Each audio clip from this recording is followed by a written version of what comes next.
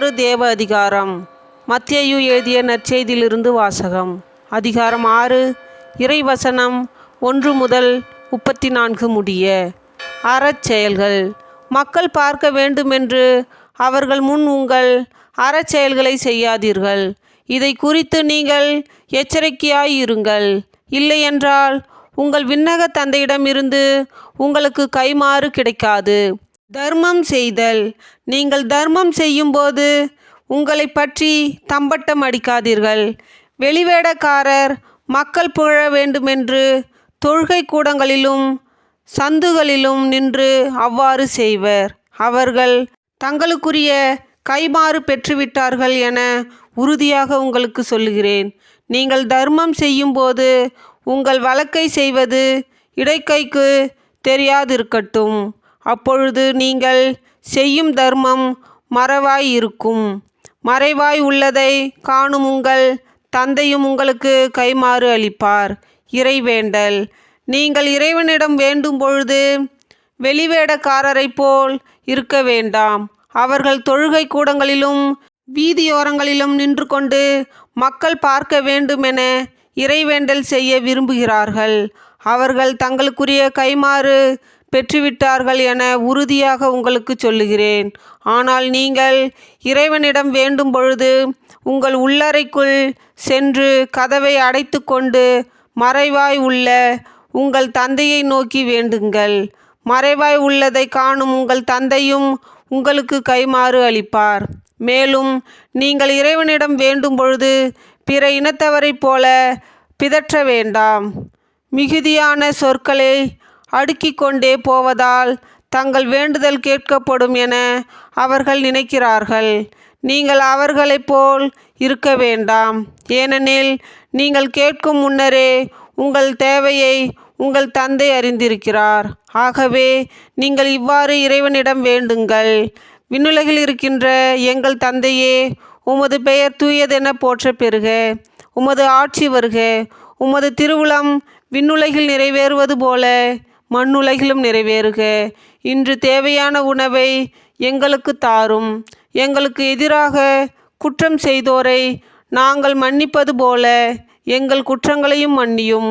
எங்களை சோதனைக்கு உட்படுத்தாதேயும். தீயோனிடமிருந்து எங்களை விடுவியும். ஆட்சியும் வல்லமையும் மாட்சியும் என்றென்றும் உமக்கே.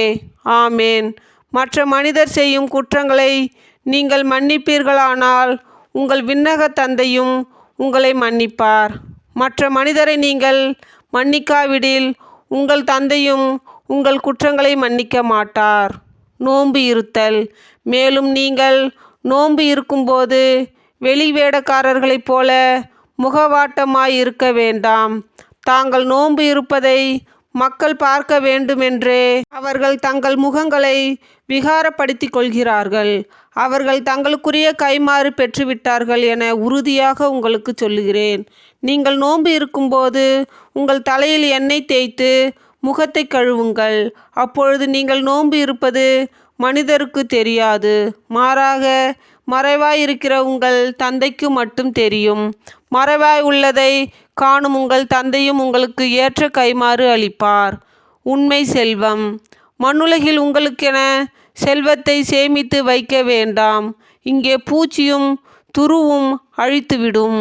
திருடரும் அதை கன்னமிட்டு திருடுவர். ஆனால் விண்ணுலகில் உங்கள் செல்வத்தை சேமித்து வையுங்கள். அங்கே பூச்சியோ துருவோ அழிப்பதில்லை. திருடரும் கன்னமிட்டு திருடுவதில்லை. உங்கள் செல்வம் எங்கு உள்ளதோ அங்கே உங்கள் உள்ளமும் இருக்கும். உடலுக்கு விளக்கு. கண்தான் உடலுக்கு விளக்கு. கண் நலமாயிருந்தால் உங்கள் உடல் முழுவதும் ஒளி பெற்றிருக்கும். அது கெட்டுப்போனால் உங்கள் உடல் முழுவதும் இருளாயிருக்கும். ஆக உங்களுக்கு ஒளி தர வேண்டியது இருளாயிருந்தால் இருள் எப்படி இருக்கும்? கடவுளா செல்வமா? எவரும் இரு தலைவர்களுக்கு பணிவிடை செய்ய முடியாது. ஏனெனில் ஒருவரை வெறுத்து மற்றவரிடம் அவர் அன்பு கொள்வார், அல்லது ஒருவரை சார்ந்து கொண்டு மற்றவரை புறக்கணிப்பார். நீங்கள் கடவுளுக்கும் செல்வத்துக்கும் பணிவிடை செய்ய முடியாது. கவலை வேண்டாம்.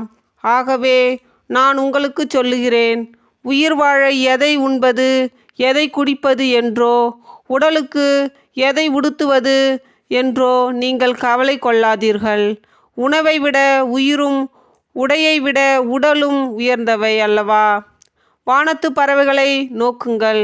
அவை விதைப்பதும் இல்லை, அறுப்பதும் இல்லை, களஞ்சியத்தில் சேர்த்து வைப்பதும் இல்லை. உங்கள் விண்ணக தந்தை அவற்றுக்கும் உணவு அளிக்கிறார். அவற்றை விட நீங்கள் மேலானவர்கள் அல்லவா? கவலைப்படுவதால் உங்களில் எவர் தமது உயரத்தோடு ஒரு முழம் கூட்ட முடியும்? உடைக்காக நீங்கள் ஏன் கவலைப்படுகிறீர்கள்? காட்டு மலர் செடிகள் எப்படி வளர்கின்றன என கவனியுங்கள். அவை உழைப்பதும் இல்லை, நூற்பதும் இல்லை. ஆனால் சாலமோன் கூட தம் மேன்மையில் எல்லாம் அவற்றில் ஒன்றைப் போலவும் அணிந்திருந்ததில்லை என நான் உங்களுக்கு சொல்லுகிறேன். நம்பிக்கை குன்றியவர்களே, இன்றைக்கு இருந்து நாளைக்கு அடுப்பில் எரியப்படும் காட்டுப்புல்லுக்கு கடவுள் இவ்வாறு அணி செய்கிறார் என்றால் உங்களுக்கு இன்னும் அதிகமாய் செய்ய மாட்டாரா? ஆகவே எதை உண்போம், எதை குடிப்போம், எதை அணிவோம் என கவலை கொள்ளாதீர்கள். ஏனெனில் பிற இனத்தவரே இவற்றையெல்லாம் நாடுவர். உங்களுக்கு இவை யாவும் தேவை என உங்கள் விண்ணக தந்தைக்கு தெரியும். ஆகவே அனைத்திற்கும் மேலாக அவரது ஆட்சியையும் அவருக்கு ஏற்புடையவற்றையும் நாடுங்கள். அப்போது இவை அனைத்தும் உங்களுக்கு சேர்த்து கொடுக்கப்படும். ஆகையால் நாளைக்காக கவலைப்படாதீர்கள். ஏனெனில் நாளைய கவலையை போக்க நாளை வழி பிறக்கும். அந்த நாளுக்கு அன்றன்றுள்ள தொல்லையே போதும். இது ஆண்டவரின் நற்செய்தி. இறைவா, உமக்கு புகழ். தந்தை, மகன், தூய ஆவியின் பெயராலே ஆமேன்.